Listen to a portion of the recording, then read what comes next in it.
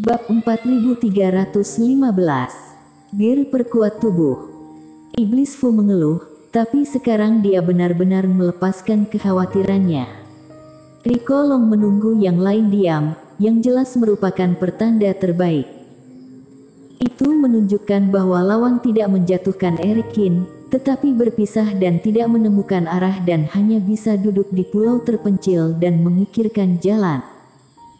Orang-orang ini telah kehilangan jejak saudara Kin, akankah kita terus memantau? Tanya Rain. Tunggu 2 hari lagi. Meskipun orang-orang ini tidak menangkap Eric Kin, mereka tampaknya tidak berencana untuk menyerah. Setelah 7 hari berlalu, orang-orang ini tidak akan dapat melakukan apapun terhadap bocah Kin lagi, kata Iblis Fu. Eric Kin memiliki air Reiki Skater dan ruang memurnikan obat di tubuhnya.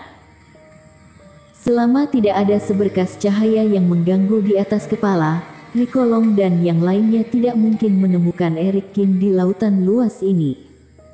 Oke, Rain juga mengangguk. Kurasa mereka sedang merencanakan sesuatu, mari kita awasi. Namun, selama saudara Kin tidak bodoh dan datang untuk menemukan mereka atas inisiatifnya sendiri, seharusnya sudah tidak ada harapan. Rain tiba-tiba berubah pikiran dan berkata dengan riang. Artinya, Eric Kin tidak bodoh, bagaimana dia bisa mengambil inisiatif untuk mengabaikan mereka akhir-akhir ini? Iblis Fu juga tertawa.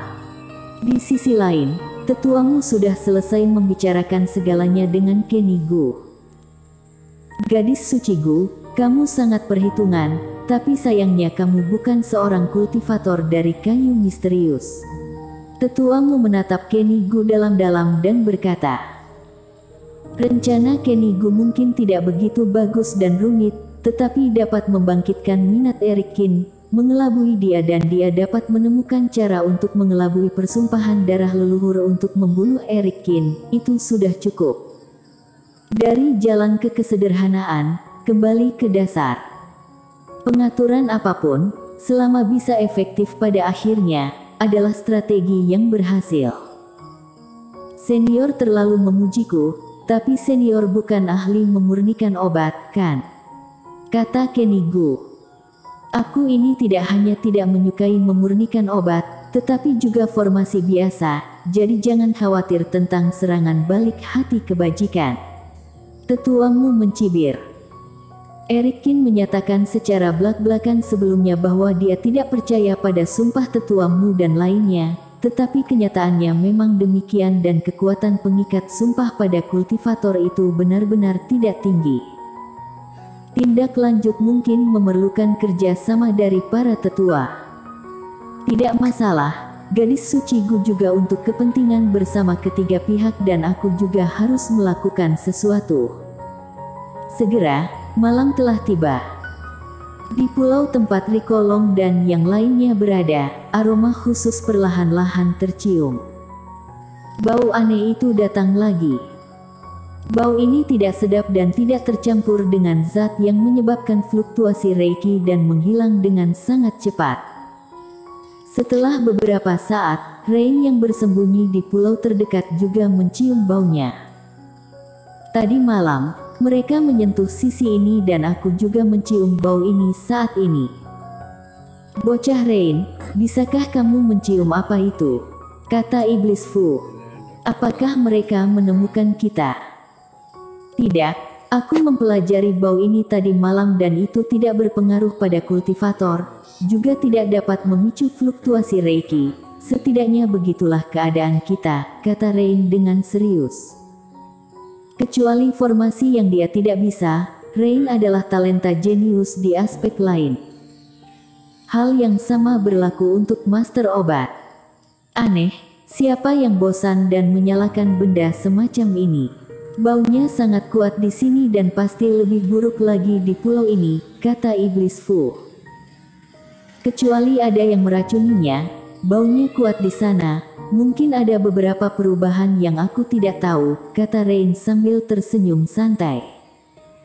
Pulau itu penuh dengan orang mereka, saling membunuh. Bagaimana mungkin, kata Iblis Fu dengan jijik. Waktu berlalu dan 2 hari berlalu dengan cepat. Menjelang sore hari ketujuh, Rikolong dan yang lainnya telah terbang ke pulau yang sangat terpencil di Laut Warisan. Selama 2 hari terakhir, mereka menghabiskan hampir seluruh waktu mereka di jalan pada siang hari dan akhirnya tiba di tempat yang disebutkan Eric Kin ketika mendekati waktu yang ditentukan. Dan di pulau kecil yang sepi ini, hanya ada satu orang tua yang berdiri. Di belakangnya ada formasi teleportasi yang agak besar. Orang ini adalah Tetua Gao. Di mana Tobi Qiu? Rikolong dan yang lainnya mendarat dan Tetua Rambut Putih menatap langsung ke Tetua Gao. Melihat aura yang memancar dari ratusan orang, Tetua Gao menjadi sedikit pucat. Jika itu masa lalu, dia akan sangat ketakutan sampai kakinya lemah. Namun, setelah mengalami beberapa pengalaman di depan iblis jahat sebelumnya, setidaknya dia bisa sedikit menstabilkan emosinya sehingga dia tidak takut dan melunak. Teman seiman sekalian, waktunya belum tiba. Tuan Muda meminta kalian untuk menunggu di sini. Tuan Muda, apakah kamu pelayan ketua iblis itu? Tetua Rambut Putih mengerutkan kening. Aku seorang kultivator yang ditangkap olehnya di jalan dan dia mengatur agar aku menunggu kalian semua di sini. Tetua Gao berkata. Kalau begitu, masalah ini tidak ada hubungannya denganmu, kata Tetua Rambut Putih dengan nada menghina. Orang itu sangat sombong, dia harusnya menunggu di ujung lain formasi. Aku akan berteleportasi sekarang, bisakah kamu menghentikanku? Tetua Rambut Putih maju selangkah dan kakinya jatuh dengan keras, menyebabkan wajah Tetua Gao yang tinggi menjadi merah dan dia mundur lagi dan lagi. Tetua Muda dan yang lainnya juga mencibir, maju selangkah demi selangkah.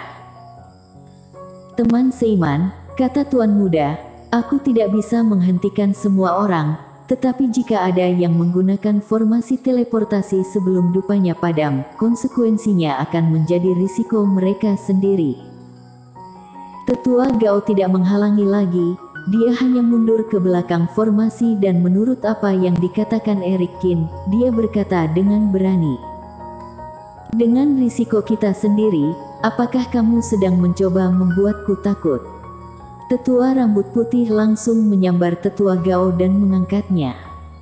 Teman seiman, aku memiliki nyawa yang sudah tidak berguna. Tidak masalah jika kamu membunuhnya, tetapi Tuan Muda meninggalkan jiwa hidupku dan dia juga mengatakan bahwa jika aku terluka, kalian akan menanggung akibatnya. Tetua Gao berkata dengan sulit. Sialan. Tetua Rambut Putih berkedut di sudut mulutnya dan melemparkan Tetua Gao ke samping. Lupakan saja, Penatua Agung, jangan pedulikan orang ini. Karena waktunya hampir tiba, mari kita tunggu, Kenny Gu tersenyum. Baik. Tetua Rambut Putih mengangguk. Dia juga sedikit bingung. Dia selalu tenang. Dia tidak tahu mengapa dia menjadi semakin mudah tersinggung akhir-akhir ini. Mungkinkah karena Yang Mulia akan bertanding dengan Eric Kin? Menurut aturan Mingzu, sebelum pertarungan, kita harus minum semangkuk anggur perkuat tubuh, jadi kita punya waktu sekarang. Kenny Gu mengeluarkan beberapa toples anggur dari tas penyimpanan saat dia berbicara.